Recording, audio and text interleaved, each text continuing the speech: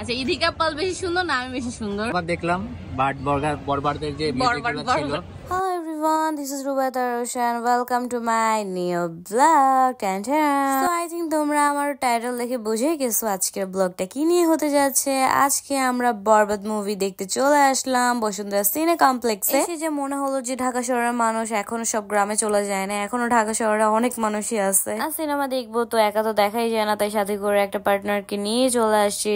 বক বক না করে চলে গেলাম ডাইরেক্ট উপরে গিয়ে তো দেখলাম ভাইরা ভাই সব মানুষ, মনে হচ্ছে বাংলাদেশের সব মানুষ বরবাদ মুভি দেখতে চলে আসছে। একটা সিনেমার পোস্টারের সামনে দাঁড়িয়ে যে ছবি তুলবো তারও একদম ওয়ে ছিল না। আর এইদিকে দেখো আরেকজন ব্লগ ধরে রেডি, সে হচ্ছে ক্যামেরা ধরে ব্লগ করতেছিল আর আমাকে কমপ্লিমেন্ট দিতেছিল, আমাকে এরকম লাগতেছে কেন ওরকম লাগতেছে কেন।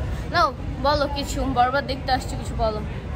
হ্যাঁ অনেক ভালো লাগতেছে, আমরা দেখবো আজকে। আমরা টিকিট পাইনি 2 দিন আজকে ধরে। ঈদের কততম দিন? 6তম দিন আজকে। আচ্ছা 6তম দিনে আমরা টিকিট পাইছি, মানে এত পরিমাণ ক্রাউড যে আমরা টিকিট পাই নাই, এট লাস্ট পাইছি। তুমি কতটা এক্সাইটেড? হ্যাঁ অনেক বেশি এক্সাইটেড আমরা আজকে। আমরা না, তুমি তোমারটা বলো, আমারে ছাড়ো, আমারে ছাড়ো। কেন? এই গরম। লাস্ট তুফান দেখছি না আমরা লাস্ট। হ্যাঁ লাস্ট মুভি তুফান দেখছিলা, এন্ড এবার হচ্ছে বরবাদ দেখতে আসছো। তুফানের থেকে বেশি ভালো হবে নাকি খারাপ হবে বলো?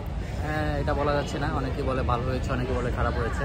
আচ্ছা আমি তাহলে এটা দেখার পরে রিঅ্যাকশনটা জানাবো, জাস্ট ওয়েট এন্ড ওয়াচ, ওকে? কথা বলতে বলতে হচ্ছে আমাদের শো টাইম হয়ে গেছিল, তাই আমরা সবাই হচ্ছে হলের ভিতরে ঢুকে যাচ্ছিলাম। অনেক হচ্ছে পাড়াপাড়ি করে আমরা হলের ভিতরে ঢুকতেছিলাম, এন্ড এগুলো অন্ধকার, এন্ড আমরা খুব বেশি এক্সাইটেড ছিলাম যে বরবাদ দেখবো, বরবাদ কেমন হবে। তো চাইলাম আমাকে একটু দেখাই, বাট ও মা আমার তো অন্ধকার পুরো পেতনির মতো লাগতেছিল। সাদা মনে একটা প্রশ্ন আছে তোমাদের কাছে, হল সবসময় অন্ধকার কেন থাকে ভাই? একটু আলোকিত তো থাকতে পারে তাই না? যেটা রুল সেটা তো হবে। আমরা হলে ঢুকে আমরা প্রথমে আমাদের সিট খুঁজতেছিলাম, যে ফার্স্ট অফ অল আমরা আমাদের সিটটা খুঁজে পাইতেছিলাম না। তারপর অনেক খোঁজাখুঁজির পরে যে লোকরা থাকে তারা আমাদের বলে দিল আমাদের সিটটা হচ্ছে মাঝখানে। সো মাঝখানে তো সিট পেয়ে খুব খুশি হয়ে গেছিলাম, বাট উপরে থাকলে একটু বেশি ভালো হতো। আর এরপরে শুরু হয়েছে আমাদের জাতীয় সঙ্গীত, যার জন্য সবাই দাঁড়িয়ে পড়েছিল, কিন্তু আমার পা অনেক ব্যথা ছিল যার জন্য আমি দাঁড়াইতে পারি নাই। এন্ড আমাদের কাঙ্ক্ষিত জাতীয় সঙ্গীত শেষ হতে হতেই শুরু হয়ে গেল আমাদের কাঙ্ক্ষিত মুভি বরবাদ। ও ওয়াও, আই উইশ কোনো একদিন এই হলে আমার ছবি মুক্তি পাবে। Whatever, I am kidding. বলতে বলতে ছবি অর্ধেক হয়ে গেছিল। চাঁদ মামা গানটা তোমাদের কেমন লাগছে অবশ্যই কমেন্ট করে জানাবো। আমার তো অসম্ভব ভালো লাগছে চাঁদ মামা গানটা। আমাদের হচ্ছে বিরতি চলতেছে, দেন হচ্ছে আবার শুরু হবে। অর্ধেকটা দেখা হয়েছে, বাকি অর্ধেকটা দেখবো। এই পর্যন্ত কি এক্সাইটেড বাকিরা দেখার জন্য? আমি অনেক এক্সাইটেড, অনেক। ঠিক আছে জাস্ট দেখি।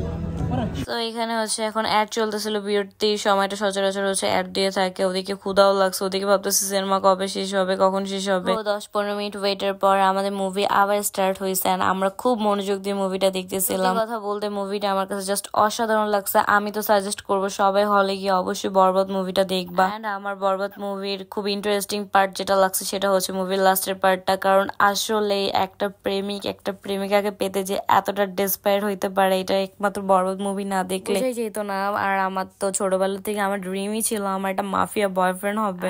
জাস্ট লাইক এর একটু গুন্ডা গুন্ডা বয়ফ্রেন্ড, যে আমাকে পাইতে খুব ক্রেজিনেস থাকবে, খুব পাগলামি করবে। সো এই বরবাদ মুভিটা সেম ইকুয়ালি এরকম টাইপই ছিল। বলবো গল্পে যেরকম ফাইট ছিল ওরকম রোমান্টিক কিছু মোমেন্ট ছিল।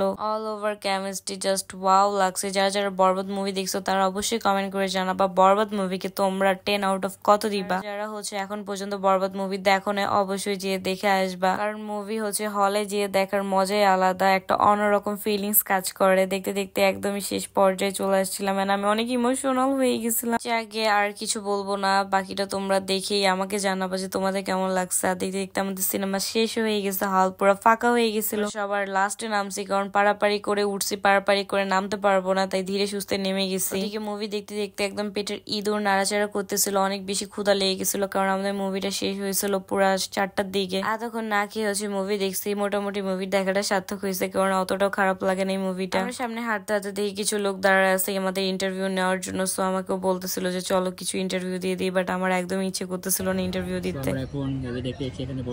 মানে আমি ফোনটা ধরলেই ফোনটা ধরা লাগে, কি নিয়ে হয় সেটা দেখার বিষয়। আমি ফোনটা ধরলেই এটা নিয়ে রাগ করতেছে, মানে এটা ঠিক না। আমি আমারটাকে শেষ করি। আচ্ছা এখন বলো, বরবাদ দেখার আগে বলতেছিলাম যে দেখো না, সো রিঅ্যাকশন বলতে পারতেছিল না। সো এখন বলো বরবাদ দেখে কেমন লাগছে। সাউন্ড যাবে? বলো, তুমি বলো। হ্যাঁ একটু আমার কাছে আনো। সো বরবাদ দেখলাম, বাট বরবাদের যে মিউজিকগুলো ছিল, সো মিউজিকগুলো অনেকটা তুফানের মিউজিকের সাথে মিল রয়েছে। আমি দেখেছি প্রায় 30-40% মিউজিক তুফানের সাথে অনেকটা মিল, ব্যাকগ্রাউন্ড মিউজিকগুলো আর কি, ব্যাকগ্রাউন্ডে যেগুলো বাজে। সো খুবই সুন্দর লাগছে আমার কাছে, বিশেষ করে ব্যাকগ্রাউন্ড মিউজিক, রোমান্টিক। নায়িকাটাকে কেমন লাগছে?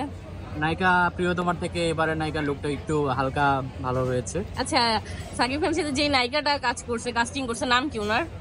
ইদিকা পাল। আচ্ছা, ইদিকা পাল বেশি সুন্দর না আমি বেশি সুন্দর? চুপ করে হচ্ছে তোমার নাকটা ইদিকা পালের থেকে বেশি সুন্দর। না, নাক খালি বলতে হবে না, অল ওভার। তার মানে হ্যাঁ হ্যাঁ, অল ওভার তুমি অনেক বেশি সুন্দর। হ্যাঁ, নায়িকা থেকে আমি বেশি সুন্দর তাইলে? তোমাদের দুজনেই সেমই দেখতে। সেম দেখতে কে বললো? না, কোন দিক দিয়ে? তুমি ইদিকা পালের মতোই। আমারে কোন দিক দিয়ে? ইদিকা পালের মতোই তো। ইদিকা পাল না, আই থিংক পল। কোন দিক দিয়ে? আমি ছিলাম সুকুনের পাল, তো তুমি ওর মতোই দেখতে। কিসের না? আচ্ছা, বেটার কে তাইলে, ও নাকি আমি?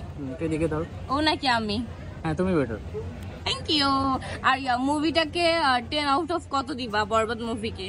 বরবাদ 8, তুফান 9। আমি তুফান এটা জানতে চাই নাই। ও তুফান দেখার পর থেকে খালি তুফান তুফান করে করে আমার মাথাটা পাগল করে ফেলতেছে। গাইস ছাড়ো, তুমি আর তুফান বললে আমি আর তোমার সাথে সিনেমা দেখতে আসবো না। তো কথা বলতে বলতে আমাদের খাবার অলমোস্ট রেডি হয়ে গেছিল এন্ড ও সেটা আনতে যাচ্ছিল। আমি ভাবছি ওকে একটা নতুন নাম দিব, সেই নামটা হচ্ছে তুফান। কারণ ও তুফান মুভি দেখার পর থেকে শুধু খালি তুফান তুফান করতেছে। বরবাদ মুভি দেখতে এসে ও খালি তুফান তুফান করতেছিল। আমি ওকে বলতেছিলাম তুফানের মতো বরবাদের মতো তাহলে তোমাকে মাফিয়া হইতে হবে, তোমাকে ডন হইতে হবে। পারবা তুমি ডন হইতে?